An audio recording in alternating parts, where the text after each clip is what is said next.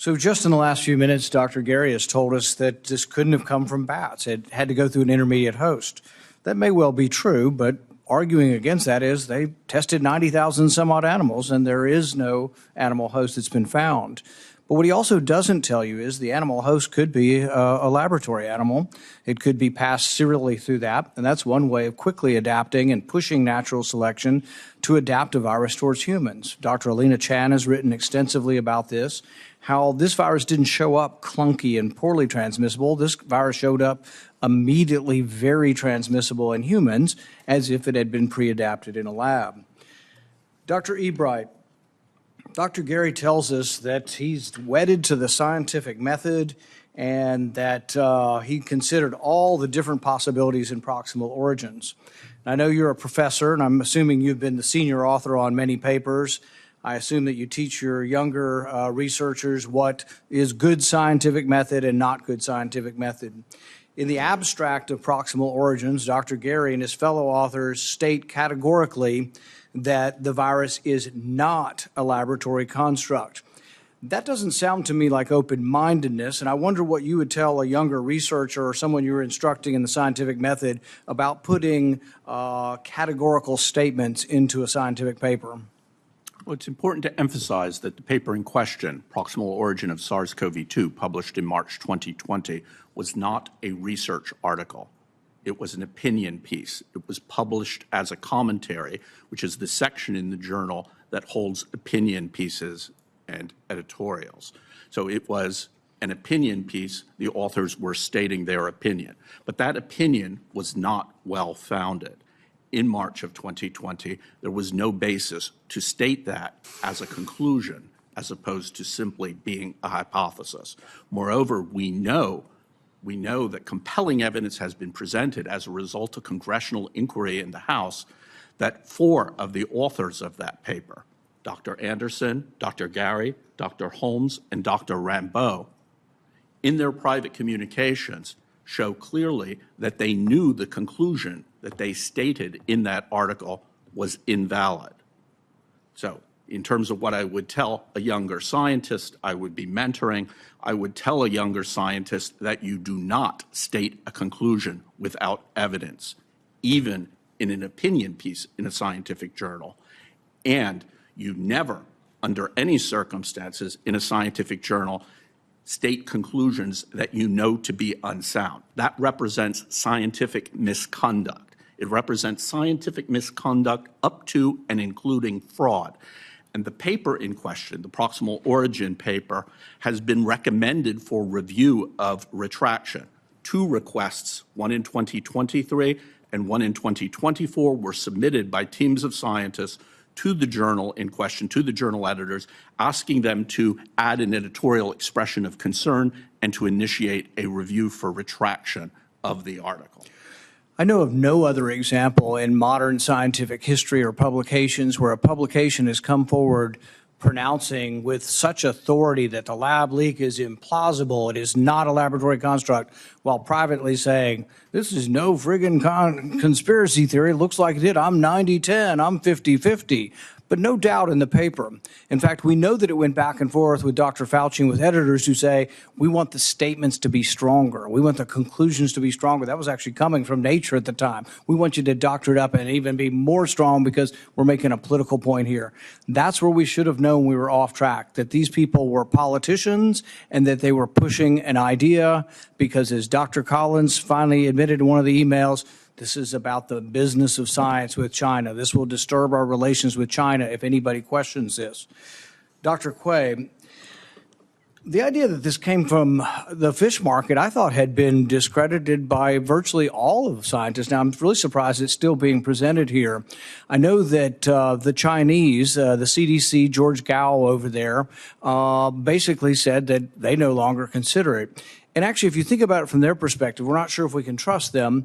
But at the same time, the Chinese, if they would rather have it come from a lab or the market, I think would choose the market over the lab. If anything, they would be, if we were going to think they were dishonest, would be dishonest towards saying, hey, we found some animals.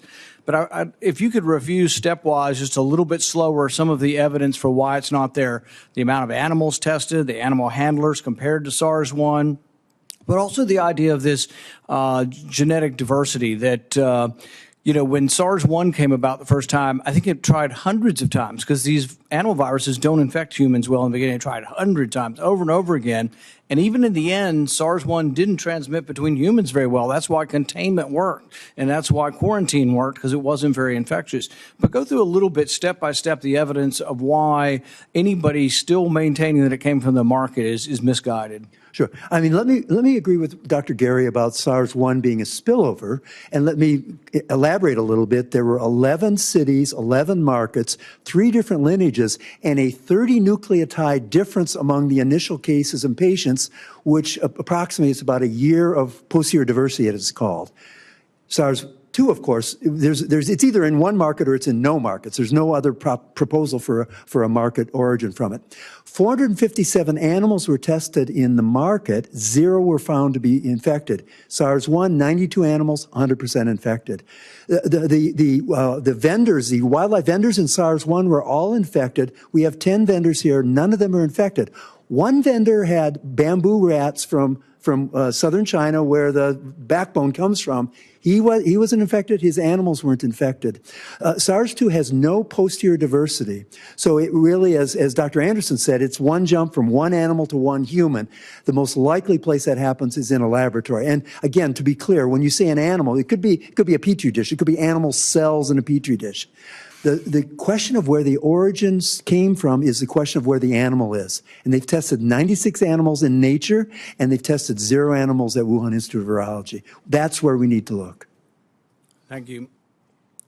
I'll reserve the rest for a second round. Dr. Gary indicated that the intelligence community was somewhat unified, or a lot of them believe this came from animals, and that's just not true. The ones that have been vocal about this and talked a lot about it have been the DOE, which has more scientists than any other agency in Washington, probably other than NIH. They've concluded that it did come from the lab. FBI concluded it came from the lab, and we have a whistleblower from the CIA that says the scientists that were convened to study this voted 6-1 to say it came from the lab, and then they were overruled by superiors for political reasons. So there's a lot of evidence that people within the intel agencies actually do believe that there is evidence that it came from the lab. In addition to people getting sick, there's also about a week in October where they do imagery of who's using a cell phone, and nobody's using a cell phone in the lab for about a week. So the lab's completely empty for about a week, and some people think that was during a cleanup period. But if you're sitting at home and you're sort of an independent, you hear scientists over here saying gain of function is the best thing since sliced bread, and over here you're saying, well, we really haven't developed any meaningful vaccines or technology from this, you're like, who do I believe? And who you believe does go to character. And so we have to look at some of the statements. Like I say, I've never seen anything like this between public and private statements. So Christian Anderson, early on in this, sends an email to Fauci, and his Fauci says, Bob Gary, and a couple of the other virologists, we think it's inconsistent. This virus, this genetic sequence of COVID is inconsistent with the expectations of evolutionary theory. So they believed it didn't come from nature. They had looked at this. These are smart people that when they were not looking at it, when they were trying to look at it through an objective lens, concluded one thing until they came to another conclusion that it might hurt the business of science and the arrangements they had going on with China, and concluded opposite. But with Christian Anderson, it's stark because he says, oh, Bob and all these, we all believe it's inconsistent with the expectations of evolutionary theory. A week later, Christian Anderson is saying, what I like to use when I talk to the public is I like to tell them it's consistent with the expectations of evolutionary theory. So he goes from inconsistent to consistent, complete opposite approach within days, maybe even simultaneously as these papers are being written. So really the hypocrisy of those involved and those who are saying not a laboratory construct, if you want to know who to believe, look at their private statements versus their public statements. So we have gain of function is the best thing since sliced bread, or gain of function is a real problem. Now, Senator Romney's like, well, why does it matter if there's a chance we should do something? I think he's right. If you believe there's a 1% chance we should do something.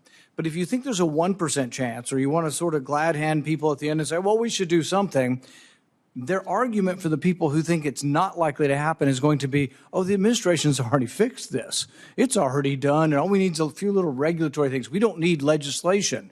We don't need independent oversight. We don't need people looking at this who aren't on the receiving end of the money. This is the whole problem of NIH. The people regulating themselves are getting the money. So the administration has put in place some regulations to try to, help with the buying of select agents.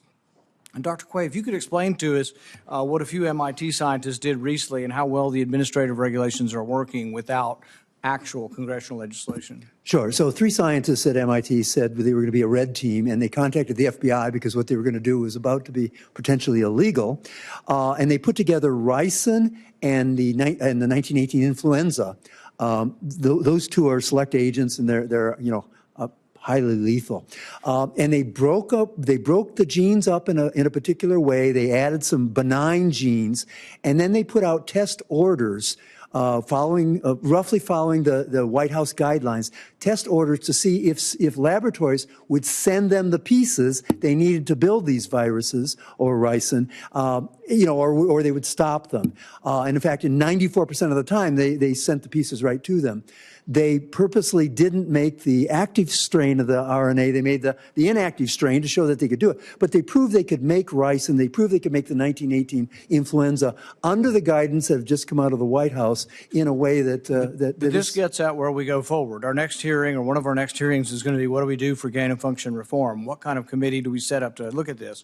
And if the answer is from the other side, oh, it's already done, the White House did it, this is showing you what the White House did, even if it was well-intentioned, didn't work. These scientists got the material off the internet to create the Spanish flu that killed 50, 100 million people. So this is not something we should scoff at and say, oh, it's not a laboratory construct. We don't do anything here. Let the administration do this. And I would say this if it were a Republican administration. I don't care which party it's in. I agree with scientists like Kevin Esvelt who equate this with nuclear weapons. This is incredibly important and needs congressional oversight on the select agents, but also on the gain of function. Now, some people think this just started. It's incredibly partisan. And I'll just for a quick answer, then a more extensive answer. Dr. Ebright, are you part of the right-wing conspiracy? Are you somehow some kind of crazy Republican partisan? I'm a registered Democrat. I voted for Biden. I had a Biden sign on my lawn and had a Biden bumper sticker on my car. That's enough of that. But the main point I wanted to make is this isn't a partisan thing. In fact, when I've talked to Dr. Ebright, he says he got involved with this after 9/11 when the anthrax attacks came. But then more involved in 2010 as it heated up, and everybody was talking about in the scientific community when scientists took the avian flu, which is very, very deadly in humans, but like most animal virus, not very transmissible in humans, and they mutated it, Fauci and others in Netherlands, to make it spread through the air and to spread to mammals. That's a crazy thing. And if people think that's a benign use of gain of function, we should never, ever listen to people like that. Who else thinks it was benign and we didn't need to do anything? Anthony Fauci. There have been these 2 camps. There has been this debate going on for a decade. I think this is a very good debate. It should be an intellectual debate, but realize these are the people, Collins and Fauci, who were saying, take these people down, take down the people we disagree with. This is not scientific debate. They were taking us off the internet. These are people are not playing under the American rules, not playing under the scientific method, and they should be discounted. But we have to have a real debate over this. So as we move forward, and I'd like to ask you, Dr. Ebright, on this, how important is it that we actually have a law passed and that we actually have regulators that are scientists, but that are outside of the supply of money, outside of the exchange of grant money? I think it's a matter of survival. It's that important. There needs to be an entity that is independent of agencies that fund research and perform research to eliminate the structural conflict of interest that has existed with current self-regulation by agencies that perform and fund research. Thank you.